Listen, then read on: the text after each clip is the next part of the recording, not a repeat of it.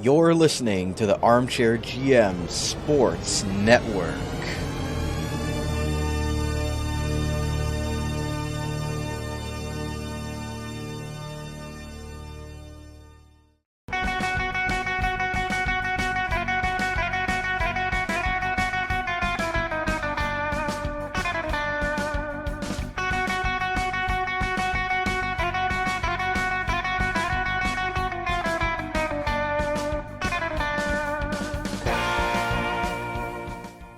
Time to sharpen those swords. You're listening to Sabres Semantics, a hard-hitting interview and discussion show featuring players, alumni, media, and all others who cover the NHL's Buffalo Sabres.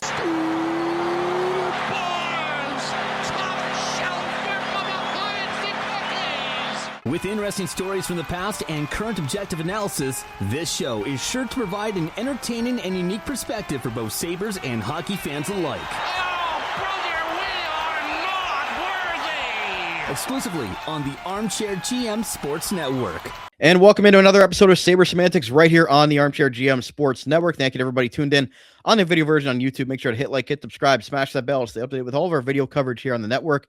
And thank you to our loyal on-demand audio podcast platform listeners. Make sure to give us some love on whatever one you chose to listen to us on today. As well, you can give us a follow on X at Sabres Semantics. Get up to date with all of our Sabres coverage, as well as on Facebook, Instagram, and TikTok by searching the Armchair GM Sports Network for all of our short reels and content. Brandon Caputo and Austin Broad back with you. Going to be a little bit of a different setup on today's episode. We're going to quickly get into our thoughts on the Sabres trying to gain that Atlantic Division title, the last 4 games of the season, quick reactions to them getting that all-elusive X beside their name and breaking the longest playoff drought in North American pro sports currently. As well, we'll the whole second segment is going to be us reminiscing on the good, the bad, the ugly, and everything in between with the drought. Players, moments, on ice, off ice. Well, it's going to be a fun episode today, and Austin and I have not talked about our lists beforehand, so we'll be reacting to each other's thoughts live here on the show. So appreciate everybody tuning in.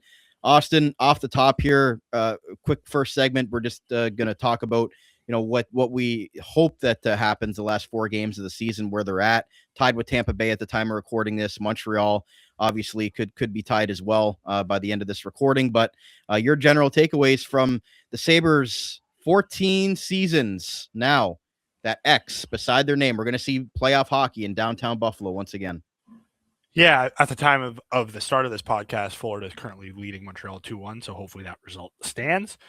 But no, I mean, I feel like everyone Saturday, anticlimactic's the wrong word, but anticlimactic, right? Like they had a chance to clinch it with a win on Thursday, kind of. They didn't get manhandled by Ottawa, but like a really boring low event game. The offense was kind of, so it kind of Olmark and Cousins too, of course. Yeah. And then, Saturday, not even in a snarky or mean way, but I'm sure a ton of people didn't even really realize that if Detroit lost that game in regulation, like Buffalo would clinch before they even played. I did not. That's what I mean. That's what I mean. Like, you know what I mean? So, like, in a natural, weird way for the Bills or the Sabres drought to end, it was a anticlimactic. Like, they weren't even involved really in their clinching scenario. And with it happening, with at that time 6 games remaining, kind of again not anticlimactic, but it was just like, oh, like cool. Not a lot of drama in the way that they clinched. Obviously, a lot of drama in the way that this season has unfolded. But I think like everybody else, it was just like, oh, cool, like they clinched. But there's a game tonight, and I'm kind of more fired up about that than everything. But then the Sabres, Sabres administration on Twitter got to throw out some of all their graphics, all their things. They threw you the video narrated by RJ that was recorded in 2021 and everything. It kind of started to set in a little bit. Again, I might be one of the few people that feel this way, but like it still hasn't really, not that it hasn't set in, but it's still just like, I haven't really had a chance to just sit back and be like, oh yeah, they're in the playoffs. Like I still am like, maybe it's because of the way they played the last couple games. Maybe it's because there's still so much more that needs to unfold over these last 4 games because like still virtually have no idea. We have an idea of like potentially 2 or 3 opponents they could be playing, but you have no idea who they're playing. Home ice, like for the first round, has not been clinched yet.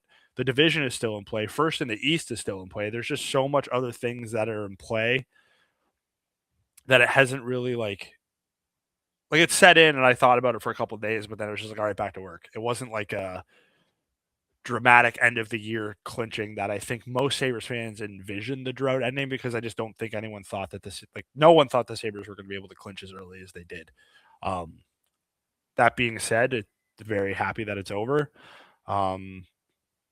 And yeah, I think once the season's over, I'll be able to sit back and think about it more thoroughly. But right now it's just like clinched, but there's other goals at play here. I feel like when they hit the ice for game one, and if they do have the Stanley Cup playoffs on the ice and things like that, that's when it's really going to start to set in, I think. I know for us, like 6 years of doing this show on this network, like, you know, we've waited a long time to be able to talk about potential playoff hockey. And every time we've gotten to the dog days of March and April in the show, it's always been like, okay, what's the outlook for next season? What do they got to do in the off season to get this better? We're looking at draft rankings again. But I feel like for the first time for us on this show, and, you know, over the last 14 years, fans don't really want to look at that right now, because they've got a different, I guess, just a different outlook on where things are going right now. It's obviously you're going to be playing meaningful games in April, which is something that we've been waiting for them to do. But it's almost like, it's almost been like a does it even feel real? I've told people as a joke that I feel like I'm going to wake up from a coma back in November again, and they're going to be in last place once again. And I'm still waiting for that to happen. Hopefully it doesn't. But it's a surreal moment. And I know for Sabres fans on Twitter and all over the world, it's been, you know, just like almost a surreal moment that you can't even put into words. And you mentioned, you know, cutting onions with the RJ, you know, pre-recorded message that really hit home, I think, to a lot of Sabres fans. And it's just a feeling that we haven't had in a very long time. So it's hard to sort of put it into words. Yeah, like I've caught myself at work with a couple times with a couple of my buddies at work and coworkers, and we just ended up talking like, you know, like what do they do with Lindy Ruff next year? Who's the coach next year? And we're just like, wait a minute, like we don't have to have those conversations right now, because there's actually hockey to be played. Like old force of habit, like, oh, who's on this team next year? It's like, wait a minute, that doesn't matter. It does matter, but like right now it's not important. Like there's a playoff series that will be happening in Buffalo. So it is a little bit surreal. It isn't surreal anymore. It was surreal when they were on that 10-game win streak in January, and then it was still a little surreal when they opened up, you know, with an 8-game win streak after the Olympic break, and it was like, holy crap. But I think because of that 8-game winning streak after the Olympic break, which, you know, if you really want to get into it, thank God for that 8-game win streak to start after the Olympic break, because we talked about that, like, oh, if they just go 500, they should be safe. Could you imagine right now if they were 6 points back of where they are now, sitting there at 96 points? Like they'd still be comfortably in, but they'd still be like in a dogfight for maybe the wild card instead of, you know, potentially first in the division. So it's crazy. But I think once they started that 8-game win streak after the Olympic break, it kind of settled into my brain. It was like, this team's making the playoffs. Like they weren't clinched, but in my mind, the drought ended after that. And I was kind of not over it, because you're obviously not over it. Once the X went up, it was like, okay, this is legitimately, it's felt like this for a while. So I think it didn't necessarily, until the RJ video came out, I wasn't necessarily overcome with the emotion. And again, not to compare it to the NFL team, but it wasn't like the Bills ending the drought in dramatic fashion with like 17 things going their way. It's a miracle that they got in. It was like, no, the Sabres broke down the door and they clinched it with ease. So I think it's just like, yeah, they clinched it, they broke the drought, but it's still hard. It's not hard, but it's still like, man, like there's more at stake here. So cool. Think about it for a day or two. Now it's like, no, I'll go on to the next thing. And I know a lot of the talk was, you know, they'd been playing poorly. So it was kind of good that they clinched, got their butts handed to them by Washington, and then immediately had to have like the biggest game of the regular season against Tampa Bay. And they were able to kind of snap out of it. I think now that the team has been home and they finally had a really good game since clinching, it's starting to set in again, because it's like, this team is good. They made it into the playoffs with 5 games left. And it's just, yeah, like, I'm not I want more. I guess it's kind of where it's at. It's like I'm happy they clinched, but I'm not getting overwhelmed with it because it's like, no, there should be higher expectations for the team this season, which I don't think any of us would have thought that. I think when we thought when the drought was getting broken, it was like, let's just break the drought. Who cares what happens when they get in? That's not how this season's unfolded now. It's they broke the drought. Let's bare minimum win around here. Especially when you've got it right in front of you to be the number 1 seed in the Atlantic and even in the Eastern Conference, right? Oh, Like yeah. it's not like they're trying to sneak in back door to a wild card spot as like the last playoff team to get in, right? Like they're legitimately right up there with Tampa Bay and Carolina for that number 1 seed overall. So for them to be, like you said, to clinch to break the drought in the way they're doing it is a little bit different than, as you mentioned, maybe getting in on the last game or two of the regular season and maybe it would have a different feeling, right? And even clinching in a win feels different. Maybe if they had to beat Tampa Bay to clinch, maybe it would have felt a little bit different as well. But when you're looking at the standings right now at the time of recording this, like we have no idea who they're playing because, Tampa Bay, Buffalo, and Montreal are still so close. And then, those 4 teams battling for that final wild card spot, like it's legitimately no idea with 4 or 5 games left who they're going to be playing right now. And that's just crazy in and of itself about how competitive the East was this year comparatively to the West. Yeah, like I think, again, just because it wasn't in nearly as dramatic like I remember when the Bills broke their drought, I was overcome by emotion that night. I think the closest that'll happen this year before the playoffs even start is like if that Dallas Stars game on the 15th is like a win and you clinch the division type of game, I think that happens, that'll be like the first time where I'm like, let's go, like overcome with emotion. They won the division because again, that just was not something that was even remotely possible. I think again, credit to every person who, had models that predicted the Sabres as a playoff team. I know most of them thought they were a borderline playoff team, but they saw something in this team that I don't think anyone did, and they were right. And we're sitting here talking about, thankfully they clinched, as if they just didn't. It was a closer game than it ended up being, but for 2 periods they manhandled Tampa Bay last night. Like I know the scoreboard was close, but if you looked at the numbers after 40 minutes, like the Sabres were controlling that game. So this isn't a team that backdoored their way into the playoffs. This is a team that looks like they can play with anybody in the Eastern Conference. And I think that's why it's as awesome as it is that they broke the drought. I haven't kind of reflected on what that means and how happy I am about that, because it's like, no, this team actually has aspirations and has the ability to accomplish a hell of a lot more than just breaking a drought. I saw some fans online last night. Do you have any, I guess, dampered emotions, the fact that Cirelli and Hagel weren't in the lineup for Tampa Bay? No, because they were 26 seconds away from sweeping the season series against Tampa Bay. Fair. Right? Like, sorry. Yeah. I saw some Tampa fans like just angry online about, I mean, the Sabres are like top 3 in the league in man games lost via injury. So like, I'm not going to feel bad. This is a different podcast that we'd have here, because if we do a podcast about the Tampa Bay fans, I'm going to say some words that'll probably get the podcast flagged for explicit language. But no, like my mood is not dampened by that, because again, they through 4 games against Tampa Bay, they went 3-0-1. Yeah.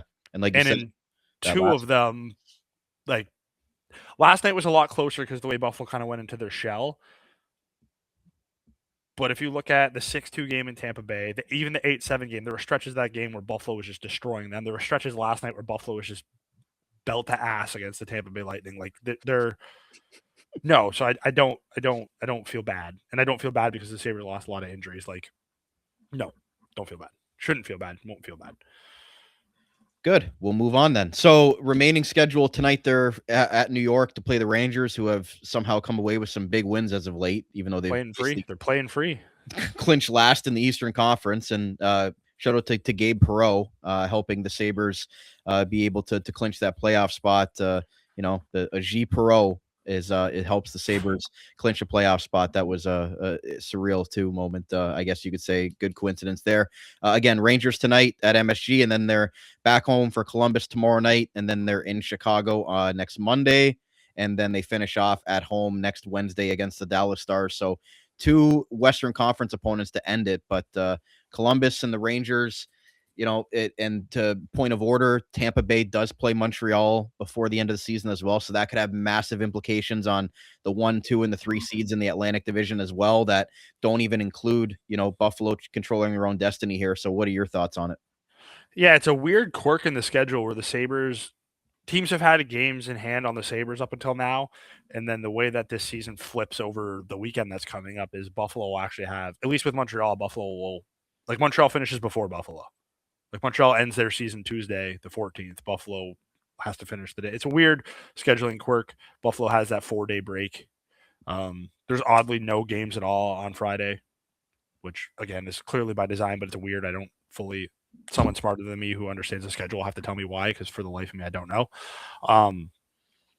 But when you look at the schedule, I mean, Columbus is still in the playoff hunt. So, not going to say this here, but the last game of the season against Dallas is the only one where you're playing a team that is in the playoffs and a very good caliber team. Columbus could obviously work their way back into it, but it feels like it's not a stretch to say 2 out of these 4 are not must wins. 2 out of these 4 are you absolutely should wins. That would be the Rangers and the Blackhawks. And then if you win one of the other 2, which sneaky Columbus always seems to have Buffalo's number. So hopefully they can kind of exercise those demons on that game. But you find a way to win 3 out of 4, that gets you to 108 points. Should set yourself up pretty with a shot at the division. Like you said, Montreal plays Tampa. That, depending on how the results of the time this recording go, that game we could be rooting for Tampa Bay or Montreal. I don't know. We're going to see how that works out. But it feels like once they got through that Tampa Bay game yesterday, Buffalo's schedule kind of opens up and looks good for them. Because even the Dallas game, don't really know what Dallas is going to be playing for. They could sit half their lineup. They've kind of been pigeonholed into the spot that they're in since December. Yeah. With the way that the Central has gone. So I'm not exactly sure what that lineup is going to look like. But it definitely feels like the schedule kind of loosens up a little bit for Buffalo here. And it is a good test tonight against the Rangers because they're a team, like you said, they're last in the East, but they're playing free and playing pretty well now. So this is a game where can't take them lightly, which is a good thing because I think that the last 5 this game stretch that Buffalo has, they maybe were taking a couple teams a little too lightly, and maybe that's what happened there. But the Rangers are playing well enough to where you can't take them lightly, and I hope it's a good test for Buffalo tonight because every point matters, and winning the Atlantic Division would be a huge, huge accomplishment. It would be nice for this team that broke the drought to have, quote unquote, a banner to hang, and winning the division would be a nice way to cap that off. The most points they've had since the 06-07 season, right? So that's something as well. And as you mentioned, coming off those 2 games against Ottawa and Washington where, they clinched, but they got outscored 10-3 in those games and had 2 straight regulation losses, which we aren't used to seeing with this group the second half of the year. So I guess we're going to have a playoff preview for you guys next week. But Austin, if you're a betting man, where do you think the Sabres finish and who do you think their first round playoff opponent's going to be as we wrap up this first segment? If I'm a betting man, I think they finish where they're at, second, and they're going to play Montreal. If I'm a betting man, I think that seems like the most likely outcome. They have the tiebreaker locked up over Montreal, so Montreal has to outright pass them. So, depending on how the next couple games go, the Sabres will know in that Dallas game what they need in order to clinch home ice. They might already have home ice clinched by then if Montreal spirals, but I don't imagine Montreal is going to spiral. They're solid. They're the 2 most likely to play. They're the most likely opponent. Tampa, I don't know. Tampa's got the game in hand, and when you're tied with Tampa, and Tampa has the tiebreaker over you right now because the second tiebreaker is regulation overtime win. So it just seems like, they're going to have to outright beat Tampa Bay, and it's very possible they easily could. But if I'm a betting man, it's probably Buffalo, Montreal is the 2-3. I'd say that's probably going to be, the consensus there for the sake of just being different for the show. I'll say Montreal beats Tampa Bay, and then the Sabres get the number 1 seed in the Atlantic on the last game of the season by beating Dallas, and they will get a rematch against the Ottawa Senators from hopefully to avenge that terrible performance against them a couple weeks ago. So you got them finishing number 1 in the entire conference. Yes. Damn. I think, you know what? Let's see Why it. not? Yeah, why not? And if if they just finish first and Carolina gets the the first seed, then bring on the Boston Bruins. I'd take that too. The Bruins and the Sabres, obviously, as a division rival, give me that as well. I would love to see that. I like the Sabres in that matchup as well. But again, we can kind of get into the semantics of that, pun intended, next week when we sort of have a better idea of who their playoff opponent is going to be. But still a lot to be decided here in the East. I don't know if you got any final thoughts before we hit the break. I'll just do the East in general. It's crazy how tight that last wild card spot has gotten. Like, if you'd have told me, like, Philly is now in a spot where, like, they're still in the wild card hunt because of the nature of the points, but, like, you're telling me Philly is now the number 3 in the Metropolitan. Like, Washington's not dead.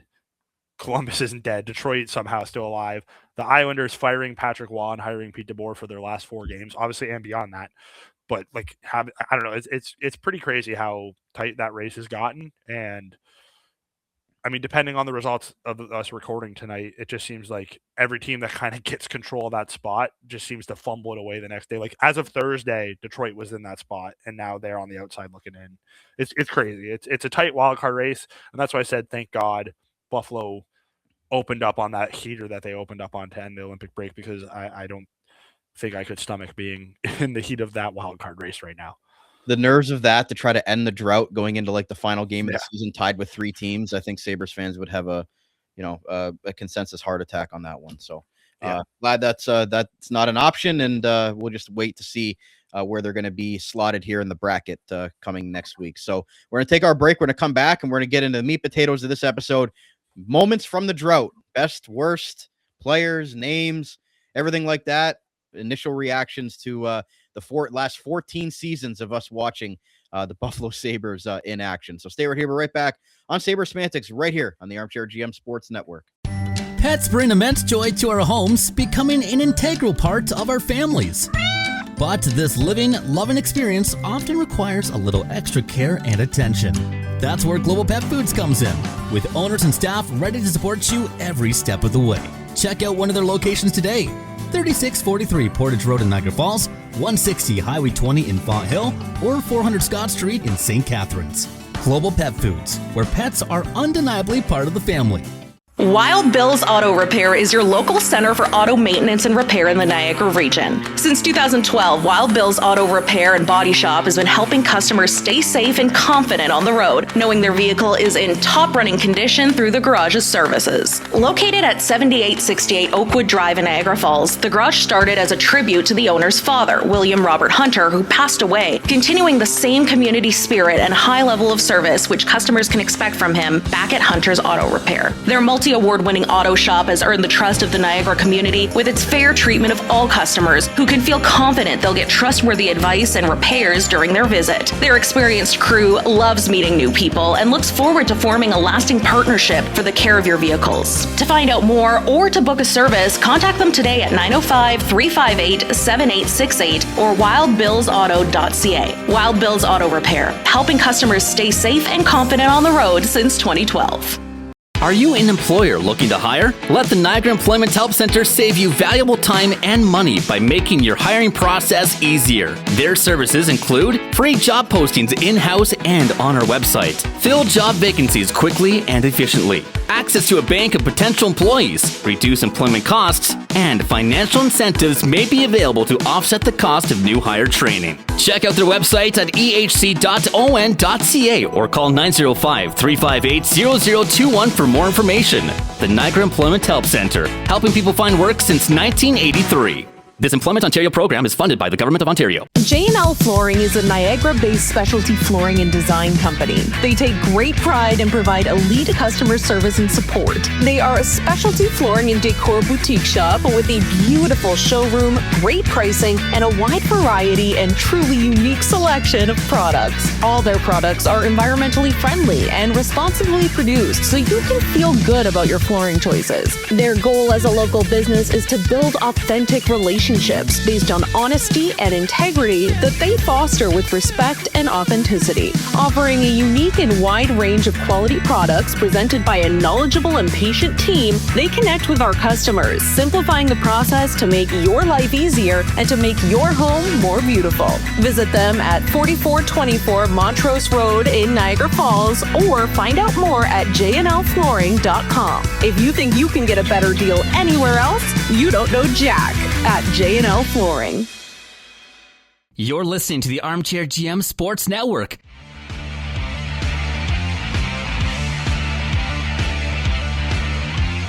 Hey, hey, here we go, it's hockey night in Buffalo. Hey, hey, here we go, the boys in blue, white, and gold. Hey, hey, here we go, make some noise, get in the zone. All for one and one for all, let's hear you from your heart and soul. And we will stand, raising our hands, saying, let's go Buffalo, let's go Buffalo. And welcome back to part 2 of today's Sabres Semantics episode right here on the Armchair GM Sports Network. As always, proudly brought to you by Global Pet Foods, where pets are undeniably part of the family, and their 3 great Niagara region locations, Niagara Falls, Fawn Hill, and Scott Street in St. Catharines.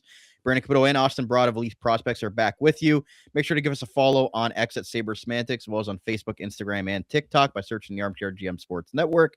Make sure to hit like, hit subscribe, and hit that bell to stay notified with all the video content here on the network, and as well those listening on your favorite on-demand audio podcast platform. So, Austin, this is going to be and I've been waiting a week for this because we originally had talked about doing like this after they had clinched with the Ottawa win, and obviously, Olmark and Cousins, rained on our parade, I guess you could say, with that. So we kind of had to delayed it, and now we're going to get it here. But best and worst moments from the drought.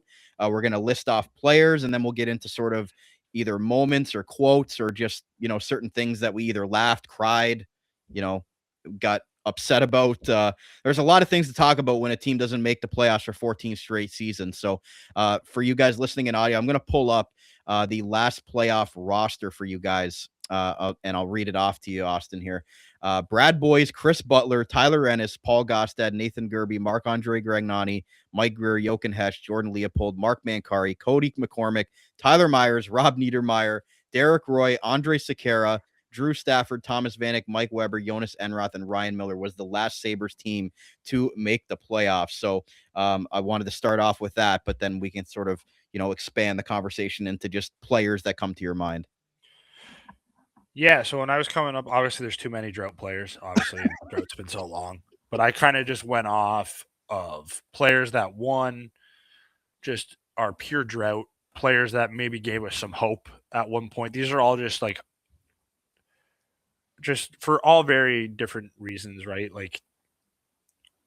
And also the drought is a weird thing where, I kind of separate the Tim Murray era from the rest of the drought, and I don't understand. It's all part of the drought, but in my brain, for whatever reason, I'm like, Tim Murray, I think, deserves his own era because he was just so spectacular for so many different reasons. And while he's a huge part of the drought, I look back on the Tim Murray era actually fondly, believe it or not, because he was just so entertaining for whatever the reason. So to me, it's almost like there's the end of Regeer, which starts the drought. There's the Tim Murray era, which was we didn't necessarily, we were in the drought. So I look back on that oddly fondly. Then there's the Botterill era, which is just the start of the decline. And then there's the Kevin Adams era, which is just, unfortunately for Kevin Adams, because he was at the end of the drought, the worst part of this drought. But anyway, I don't know if you want me to name off my whole list of players that come to mind for me when it's the drought, or if you want to bounce off back and forth, however you want to do it. But I'll start with, I think this guy isn't the all-time Sabres drought player, but he is just perfectly sums up the state of the Sabres during this drought, and that's just Eric Staal. That is pure. We are so desperate for a name. We think he can be pretty good. He's a Sabre killer. He's one of the most hated people in the history of this franchise, but we're going to grab him. And like a bunch of dummies, we bought in on him. Specifically, we here, meaning me and you, we bought in on hey, this guy could be something. Eric Staal is just a pure drought Sabre. He is again, for anyone who listens to this, who cheers for the Bills, this is Mario Williams is a Bill. Terrell Owens is a Bill. that's just the type of player that was, even to a lesser extent, like Anquan Bolden was a Bill. Bolden never played a game for the Bills, but he was there for training camp. Like Eric Stahl, I hate the guy, but he's a Hall of Fame hockey player, had a great career, and yeah, he was a Buffalo Sabre. I feel like anybody on that 05 He is a Buffalo Sabre right now, currently too. I believe he's still on the staff. Adams' his buddy, right? And Yeah. he brought him in, and I think anybody from that 05-06 Carolina team will forever be hated in Buffalo. Yeah. I know Kevin Adams was on that team as well, but Eric Stahl, Sabres tenure, what was it, like 30 games, and he got shipped off to Minnesota at the trade deadline to Montreal. Yep. So that was, I think that was the COVID era with, oh man, that was the COVID era. Yep. And speaking of COVID era, that was, again, he's not a Drought Sabre, but Stahl was also either the same day or the day before the Jonas Johansson trade, which we remember how funny that was, because that's when John Vogel was just like, he's the worst goalie I've ever seen, like ever at any level of hockey. And that was the same year. And yeah, just the fact that Eric Stahl was a member of the Buffalo Sabres is just, again, he's not an all-time Drought Sabre, but to me that just perfectly epitomizes the Drought, because it's like, yeah, what the hell were we thinking? Yeah, that's a good place to start, because I sort of have a theme of that, of like guys that had great careers elsewhere and then came to Buffalo to try to help them get out of the drought, and it just, had egg on their face by the end of them leaving here. I'll just fire off, like Taylor Hall obviously has to be on there as well. I think Hall and Gardner is even more discussed. Like we won't discuss these players at length, but I think Hall deserves some, because he was, again, I didn't have my list in order, but Stahl was the first guy on my list. Hall was the second. They signed Taylor Hall to a 1-year prove-it deal worth $8 million to play with Jack Eichel. I mean, the quote from Pagula, from Terry Pagula, that we signed this guy, we're trying to win the Stanley Cup. But not even that. Like, the craziest thing about the Taylor Hall era in Buffalo is he actually played so well for the Sabres, but had a career low of like 2.2 shooting percentage. And then has gone on to be a fine player since he left, because of course he did, because that again perfectly epitomizes the Sabres drought, is a good player who had a solid career, comes to Buffalo, goes horribly wrong, gets traded after, again, I don't know how, that was the COVID season, wasn't it?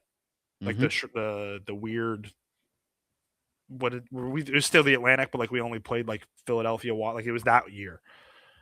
And again, drove play really well. His underlying numbers were actually pretty solid as a Sabre, but just a worst shooting percentage ever. Like, someone posted a clip compilation of him on the Sabres. I forget who it was. I think it was Jay Fresh on Twitter. And it was like 18 breakaways. He'd never scored a single one of them that season, because he just couldn't score. Because of course he couldn't score, because he was a Buffalo Sabre that year. And he was reunited with one of your favorite coaches of all time, Ralph Kruger, who he had in Edmonton, right? Yeah, and again, I think you have players and personnel, but Ralph Kruger is obviously an all-time Drought character. I just don't want to talk about him. Well, so there's a few names I just want to mention, because they're in the same category to me, as I mentioned before, of just guys that you thought were going to come here and sort of change the culture or change things for Buffalo in a trajectory, that had good careers.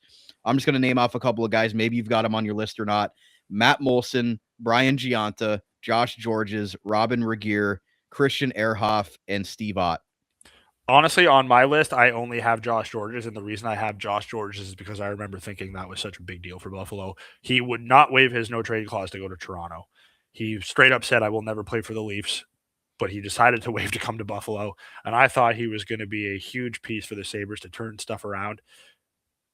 And obviously he wasn't. Not that he was to blame for anything or just garbage, but it was just like, I remember being so pumped up about that deal, and it turns out it did nothing to move the needle for anybody.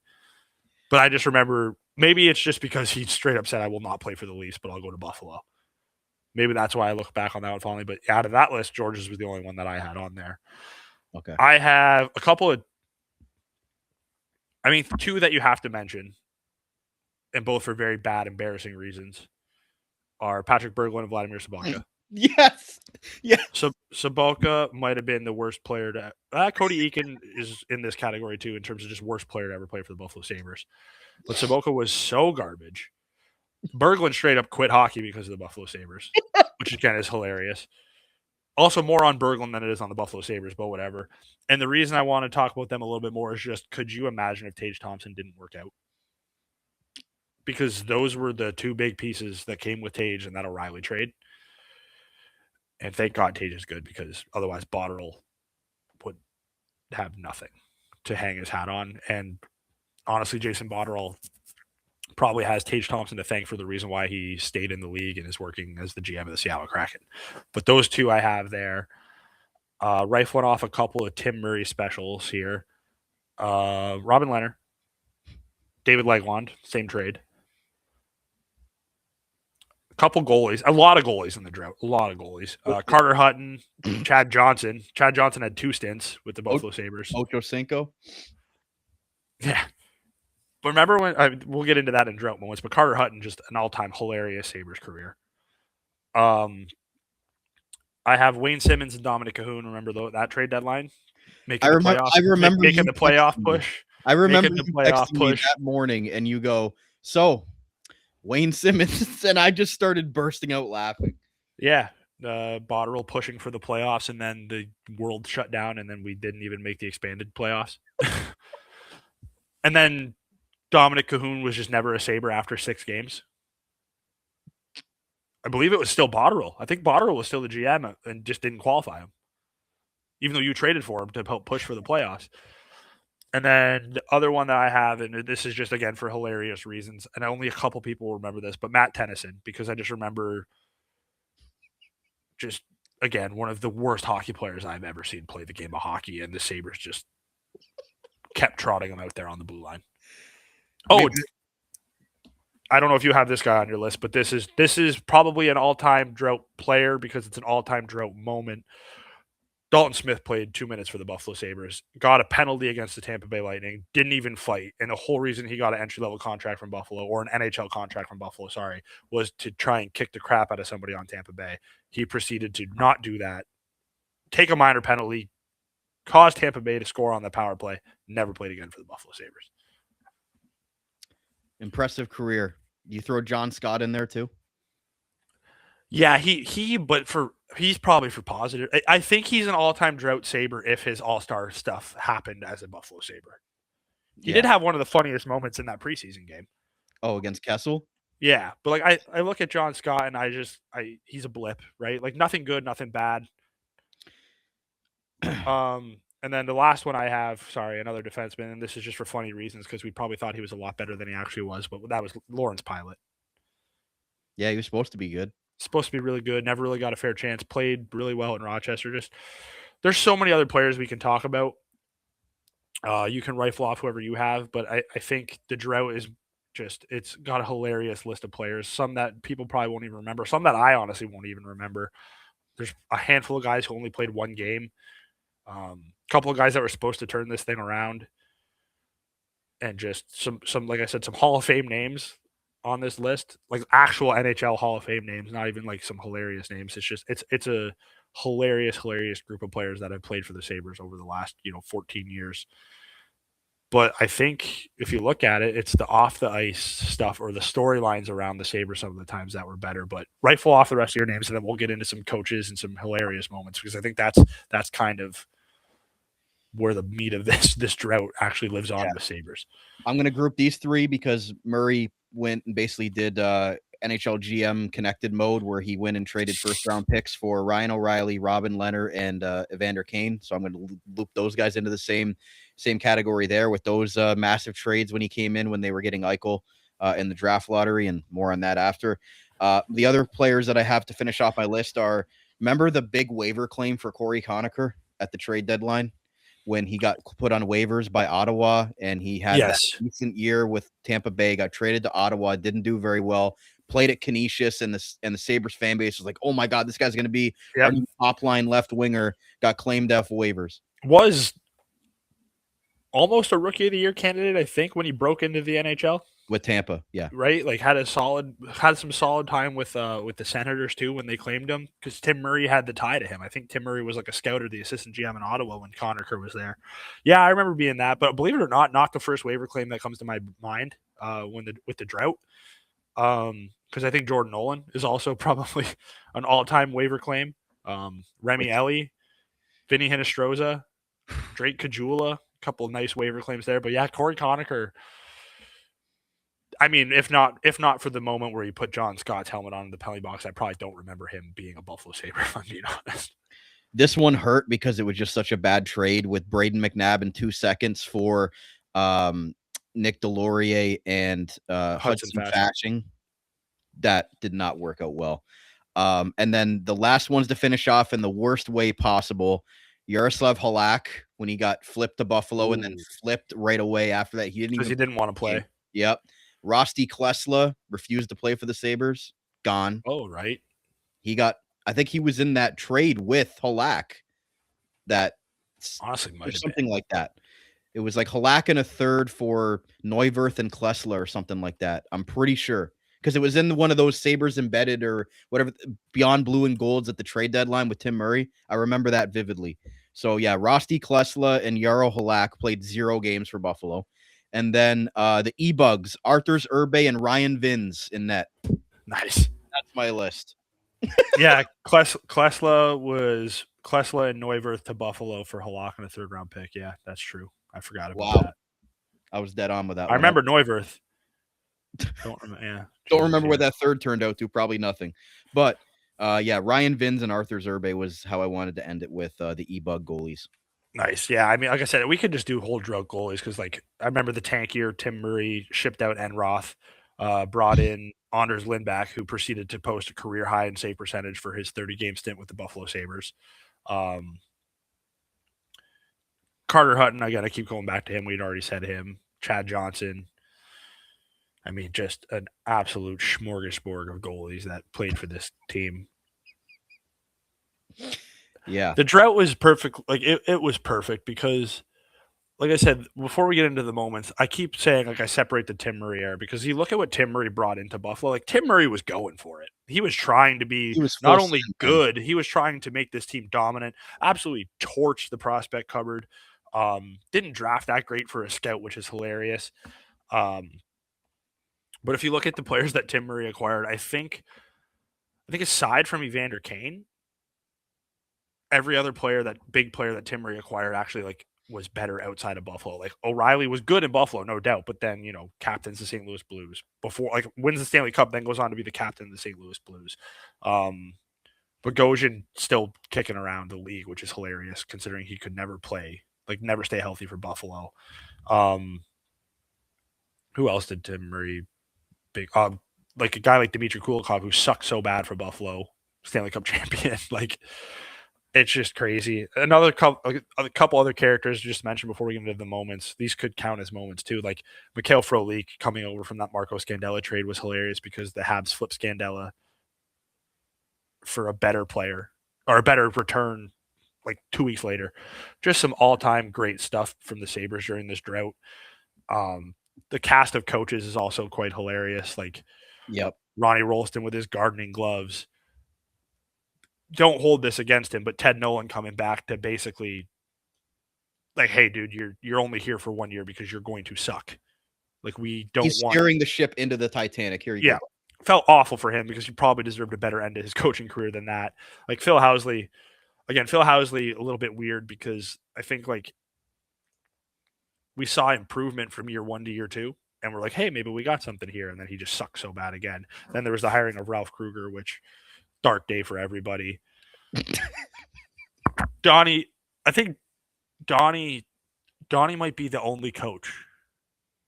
No, I'm going to say this. Donnie is the only coach from the drought where I think not a single person has anything genuinely negative to say about him because I look at Donnie pretty fondly, right? Like, I don't think there's not really a lot you can say bad about him there, but just an all-time great cast of characters in here.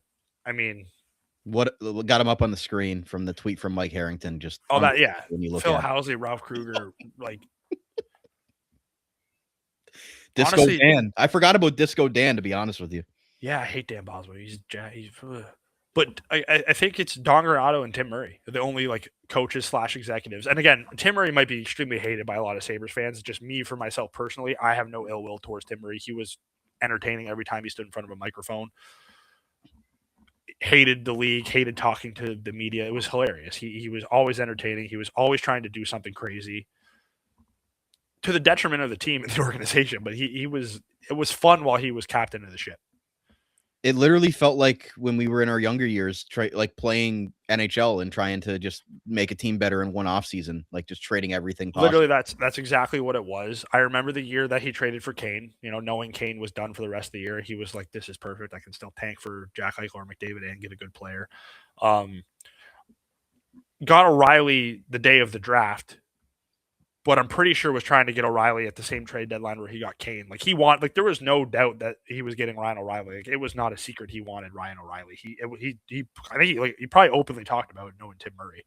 Like, he was fun. He obviously was not good for the long-term health of this organization because it took 3 other GMs after him to finally turn the ship around. But I will look back at Tim Murray and Don Granato as the 2 coaches / GMs who I was like, yeah, nothing bad to say about them for very different reasons. Donnie was well kept, respectful, was very good at developing. Tim Murray was pure chaos. And Tim Murray was honestly, we might as well get into the moments of the drought. Tim Murray was maybe not directly responsible for it, but Tim Murray was at the center of probably the weirdest moment of the drought, which was, remember when the Sabres had Pat LaFontaine as president of hockey operations for a month, might be a stretch. And hired Craig Patrick too. Yeah. And then LaFontaine resigned quietly. And I think up until what video? He was part of the video Rob Ray, package for Rob Ray, I think. Or no. It was this year. No, it was for the equipment manager. Yeah. He was a part of that was the first time I think we've seen Pat LaFontaine's face in anything Sabres media content has put out. So I think that was funny. That was bizarre. He's been in all the Islanders alumni stuff.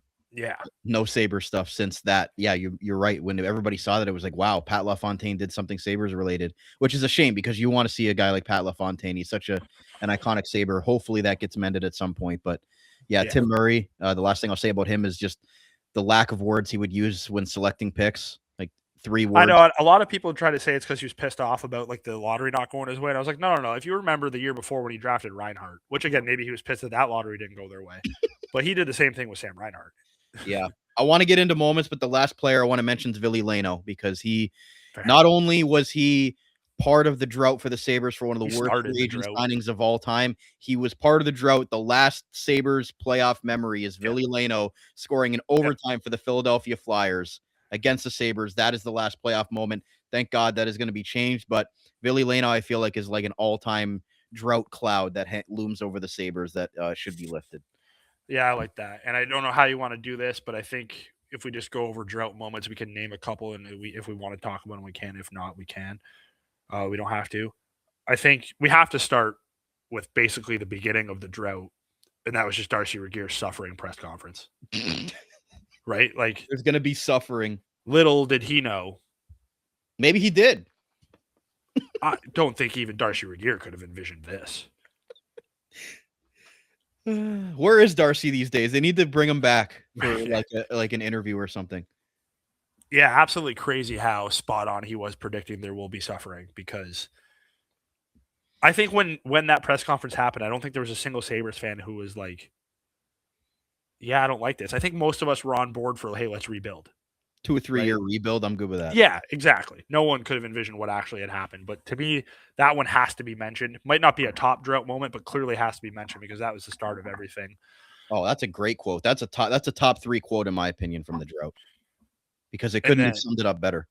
Right. And then, I mean, there's so many other things, but like the howl, the McEichel Bowl against the Coyotes, where like Sabres fans cheered when the overtime goal went in.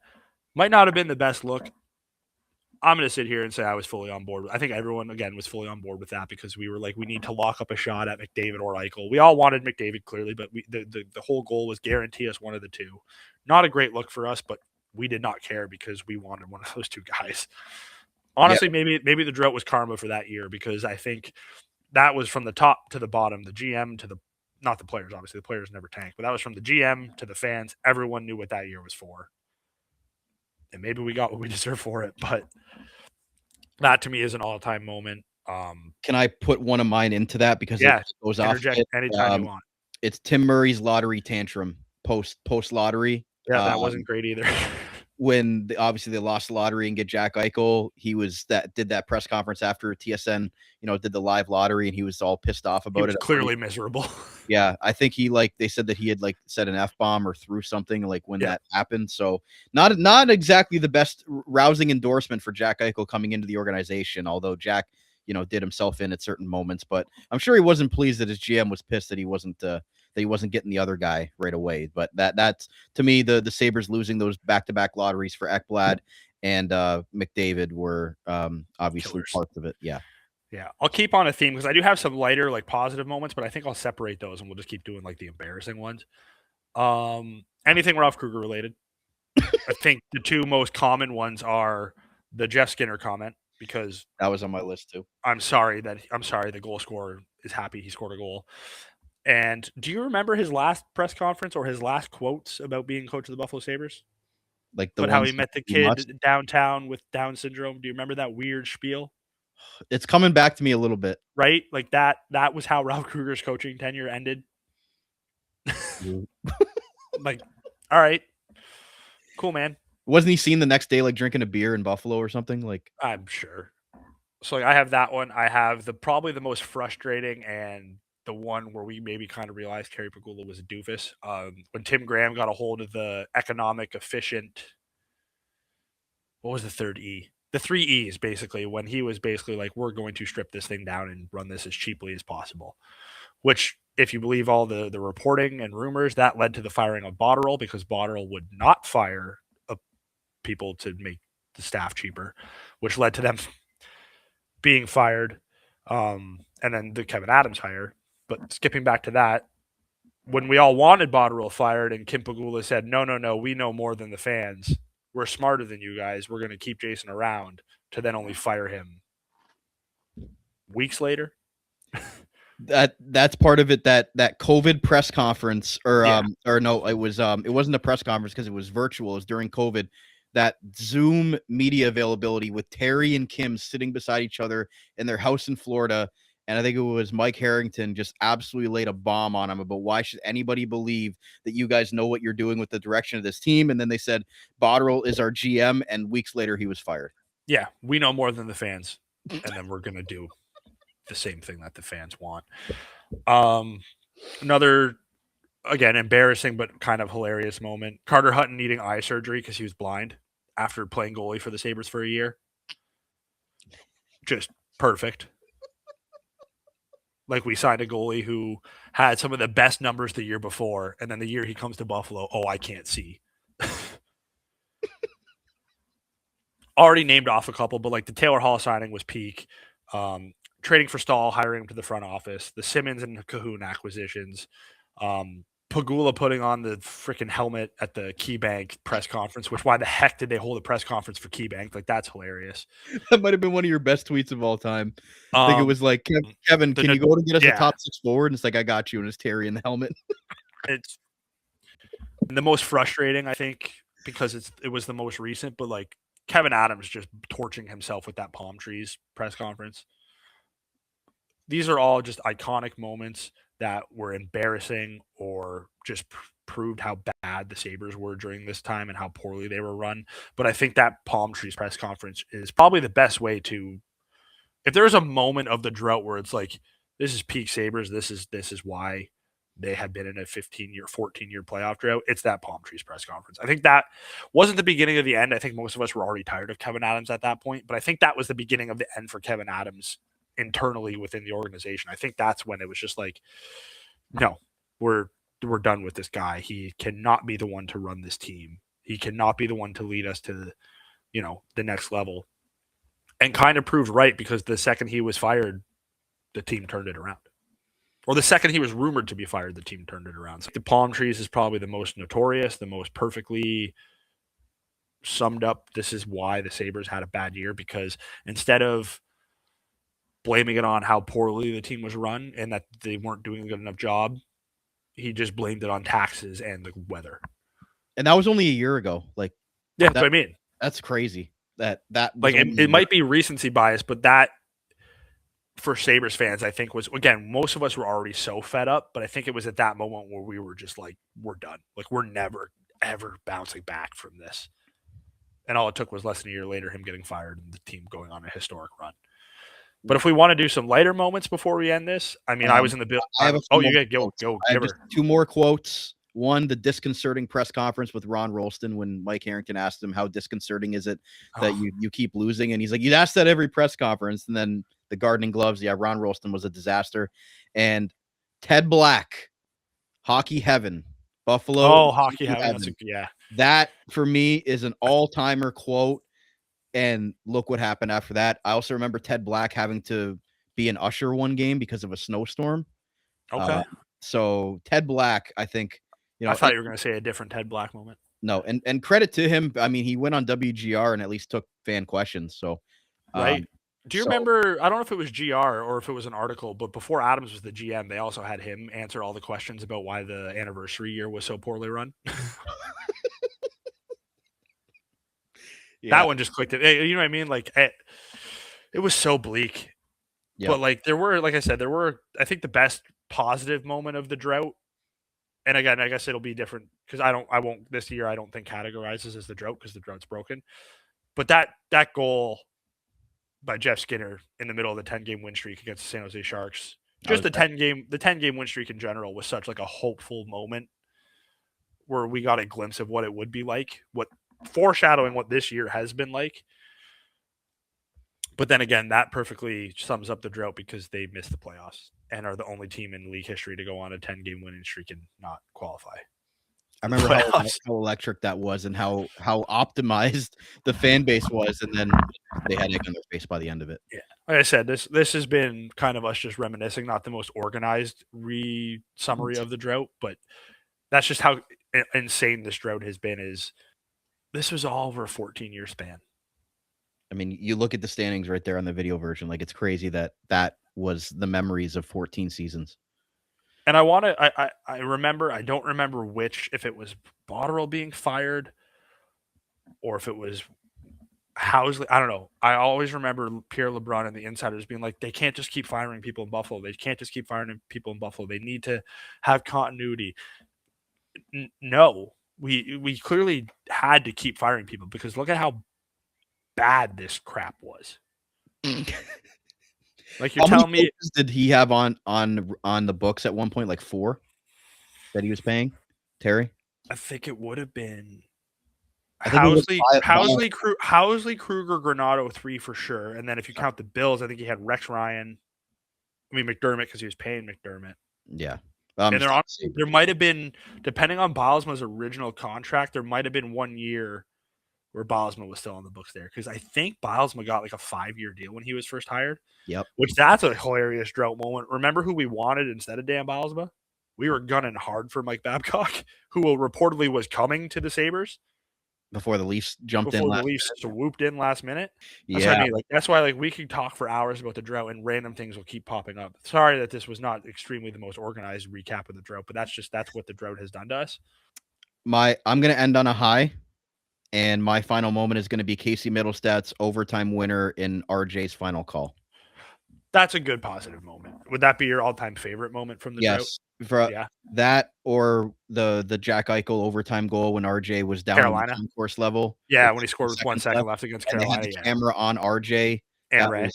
That was a good one. That was awesome. Yeah. But his Middlestad's OT winner, I've never liked Casey Middlestad more in my life for scoring that overtime winner, to have RJ go out with an overtime call, and obviously rest in peace to RJ. But I'm sure, if he was here right now, it'd be exciting times for sure. That's good. That's probably one of the top on ice moments. I will say we didn't talk about this, and I think this needs to be talked about, and I will end with this. My favorite all-time moment from the drought. Do you remember the Kyle Oposo having a kid saga? No. Okay, so the year that Kyle Oposo got his first concussion issue and missed a lot of hockey, obviously because he had the concussion problems, he went down that path where he had a lot of treatment or whatever.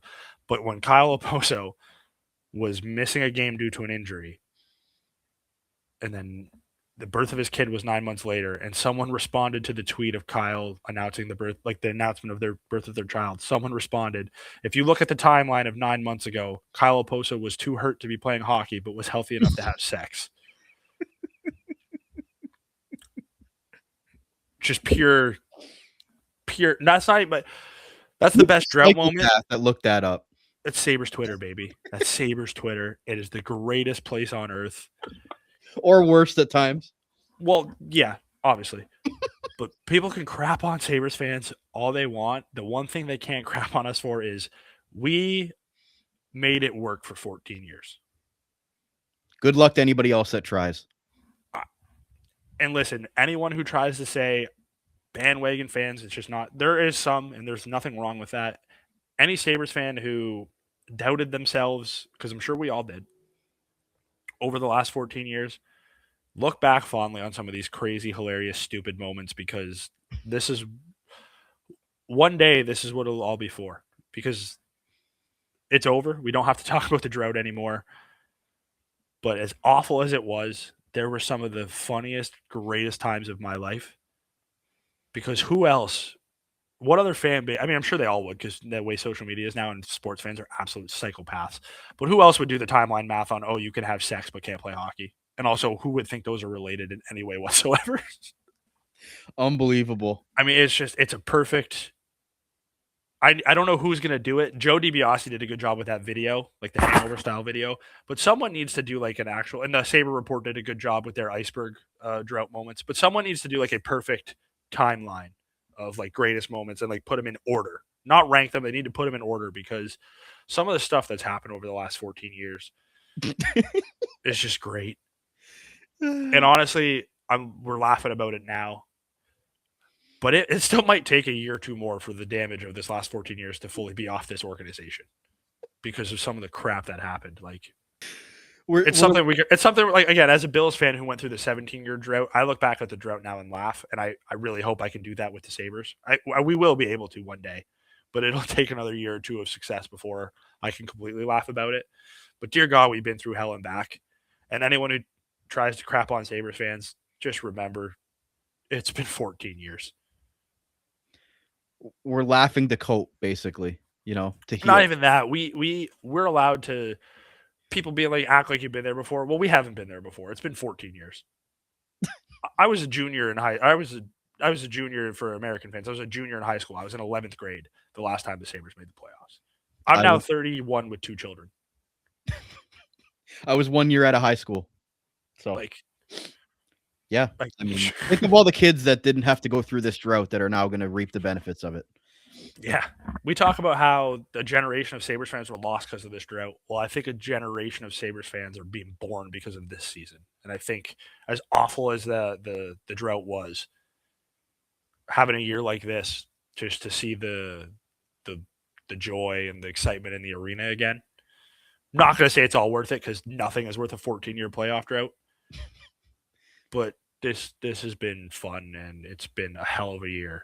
And like I said earlier in the podcast, I'm not ready for it to end with a playoff berth.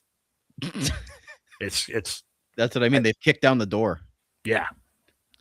And the beer Sabres and the I guess the atmosphere being back downtown, they're going to have the block parties and the parties in the plaza and everything for the playoffs. Like, we just haven't seen that in so long. And as you mentioned, it's a healing process that's still going to take some time, but battle tested fan base over the last 14 years, shout out to everybody out there who's been along with us for the 6 years on this show, and everybody else that has lasted through the 14-year drought. We're all coming out the other side of it. It's again, as I said at the beginning, it's not going to sink in till I see them hit the ice for game 1, but it's just a moment that I thought that I would never see again, as cliche as that sounds. Yeah. I mean, quick, boring, out of town scoreboard. Montreal, there's tied the game up against Florida with 20 seconds left.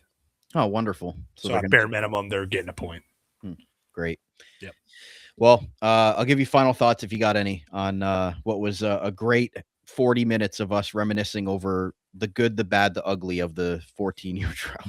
No, like I said, final thoughts, basically just, again, nothing is worth going through 14 years of hell, but getting to see, and especially working in downtown Buffalo where I work now, just seeing everybody being back on this team and what it's done for the city and everything like that. Like, it's, again, nothing is worth it.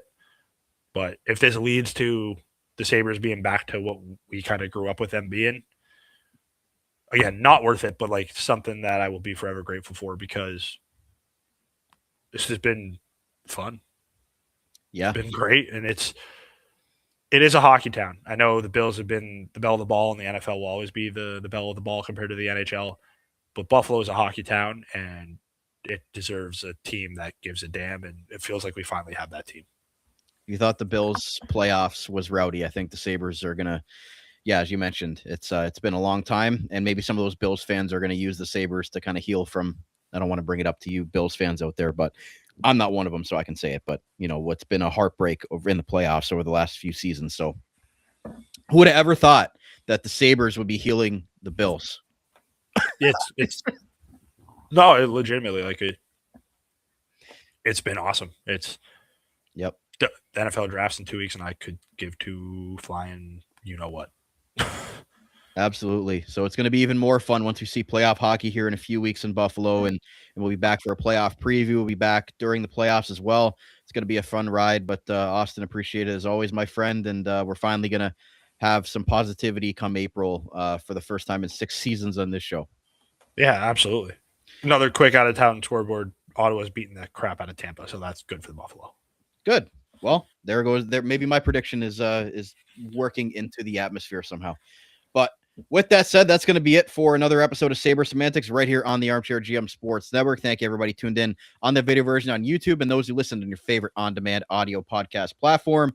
Again, make sure to hit like and subscribe, smash that bell, stay updated with all of our playoff coverage coming up here in a few weeks. And thank you to everybody tuned in on your favorite on-demand audio podcast platform. For Austin Broad, my name is Brandon Caputo. Have yourself a good night, and we'll talk to you guys again next week as the Sabres ramp up for the NHL playoffs. Talk to you then. You're listening to the Armchair GM Sports Network.